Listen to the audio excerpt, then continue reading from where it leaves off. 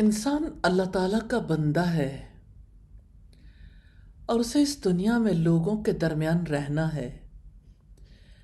انسانوں کے درمیان رہتے ہوئے انسان کا امتحان ہوتا ہے۔ انسان سے جو چیز مطلوب ہے وہ یہ کہ اللہ تعالیٰ کو اپنا خالق سمجھے۔ اس کی وجہ سے انسان کی دلی کیفیت بدل جاتی ہے۔ حقیقت یہ ہے اللہ تعالیٰ کے ساتھ بندے کا یہی تعلق ہے۔ اللہ تعالیٰ بڑا ہے، انسان چھوٹا ہے۔ اللہ تعالیٰ قادر ہے، انسان عاجز ہے۔ اللہ تعالیٰ دینے والا ہے، انسان پانے والا ہے۔ ان حقائق کو جان کر ایمان لانے والے کے اندر سرکشی کا مزاج نہیں رہتا، پھر وہ اللہ تعالیٰ کی محبت اور خوف کے جذبات کے تحت زندگی گزارنے لگتا ہے۔ اللہ تعالیٰ کی ذات اس کائنات کی سب سے بڑی حقیقت ہے۔ جو اپنے رب کو پہچان لیتا ہے، اس پہچان کے بعد کتنی بڑی تبدیلی آتی ہے۔ انسان اللہ تعالیٰ کی محبت میں جیتا ہے، اللہ تعالیٰ کے خوف کے تحت جیتا ہے۔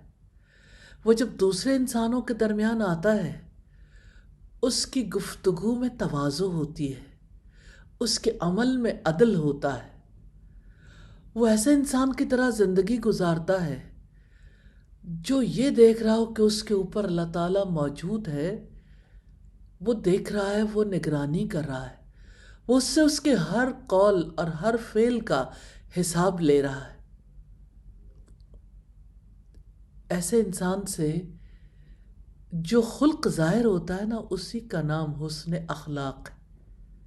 اور یہ حسن اخلاق دراصل خدا رخی زندگی کا مظہر ہے۔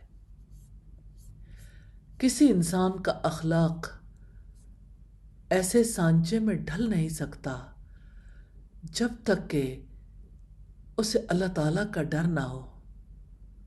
نبی صلی اللہ علیہ وسلم سے پوچھا گیا، وہ کیا چیز ہے جو سب سے زیادہ لوگوں کو جنت میں لے جائے گی؟ آپ نے فرمایا، اللہ تعالیٰ کا تقوی اور اچھا خلق۔ ہاں، انسان سے زندگی میں یہی مطلوب ہے کہ وہ اللہ تعالیٰ کو اپنا خالق اور مالک سمجھے، اللہ تعالیٰ کی عظمت میں جیے، اللہ تعالیٰ کے تقوی کے تحت زندگی گزارے۔